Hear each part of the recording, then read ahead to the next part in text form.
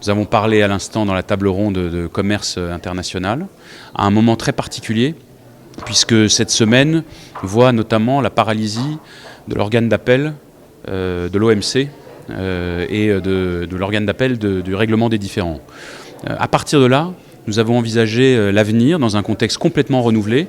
Nous sommes passés en une trentaine d'années d'une croyance presque folle d'ailleurs, en tout cas très idéaliste et utopiste, que le commerce international allait régler l'ensemble des problèmes de la planète en apportant la paix, le développement et la réduction des injustices, à un constat beaucoup plus sombre et en tout état de cause beaucoup plus nuancé. Il est vrai que les inégalités se sont réduites entre pays, mais il est vrai aussi qu'au sein des pays, elles se sont accrues, ce qui est une des explications importantes de la montée du populisme en Europe, aux États-Unis et ailleurs dans le monde, avec de plus en plus de citoyens qui ne se sentent pas aujourd'hui impliqués et qui ne se sentent pas gagnants dans la mondialisation telle qu'elle va. À partir de là, les scénarios sont divers. C'est le scénario de la guerre commerciale pure et simple, souhaitable pour personne, car à la fin, tout le monde est perdant. C'est le scénario de réformes timides, mais qui permettrait sur des points sectoriels d'avancer.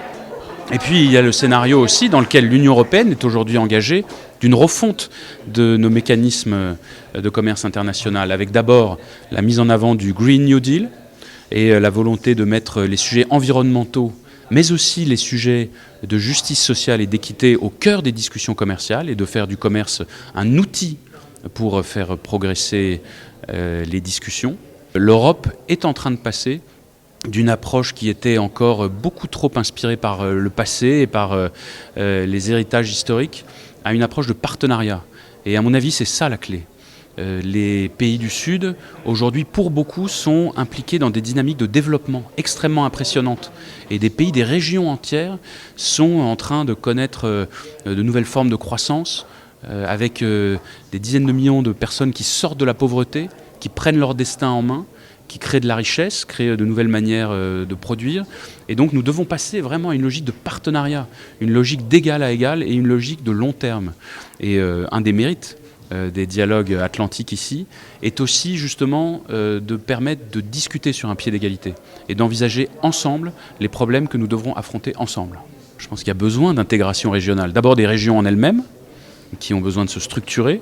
Et l'Union européenne, malgré ses insuffisances et ses défauts, est quand même là-dessus un modèle tout à fait à regarder dans l'histoire de l'humanité.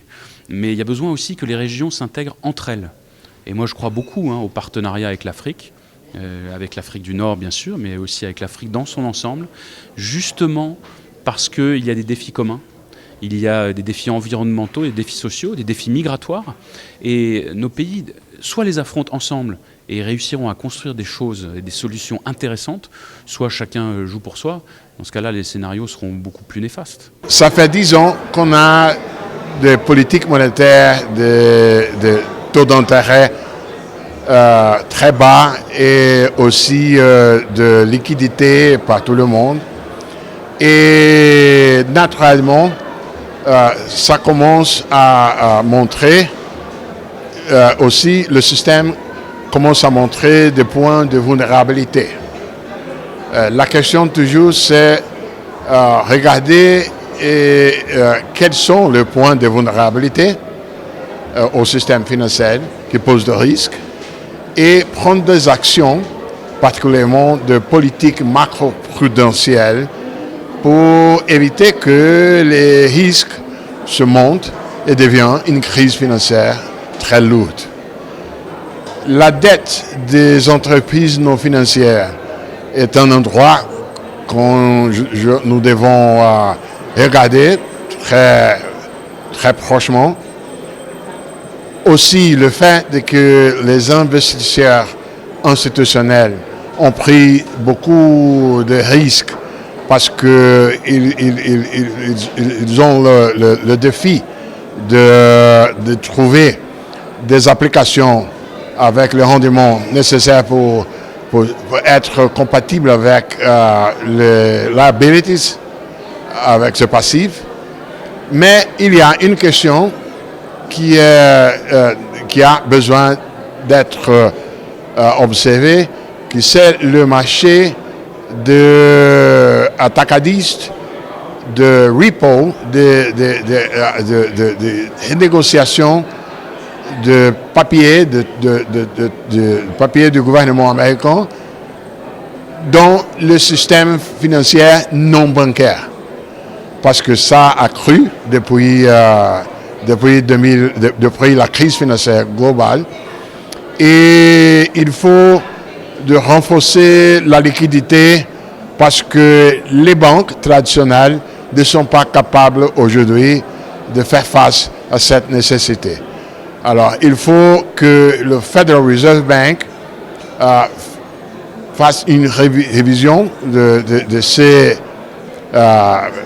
règlements par rapport aux systèmes financiers non bancaires. Et aussi, il faut que les autres, les banques non américaines qui travaillent avec le dollar, fassent attention aux contrats de hedge par rapport au dollar. Nous sommes dans un système où les caractéristiques des agents financiers ont changé et on doit apprendre pendant qu'on marche. Ça, c'est le défi. À ce moment-là, s'il devient une crise, ça va affecter tout le monde. Mais je pense qu'au cas d'Afrique, il faut regarder l'administration de la dette pour effacer, pour éviter que l'endettement ne croît pas trop vite par rapport à la croissance de PBI des pays. Il faut être prudent à ce moment-là. La coordination entre les régulateurs financiers de tous les pays avec des systèmes financiers importants sera clé pour évoluer en un autre système un peu plus stable de ce qu'on a aujourd'hui. Ça veut dire qu'il faut renforcer la coopération entre les institutions nationales. Malheureusement, ça se passe à un moment où lequel le monde n'est pas très favorable aux articulations entre les pays. Mais il faut. Involved in some of the conversations, negotiations with China and France.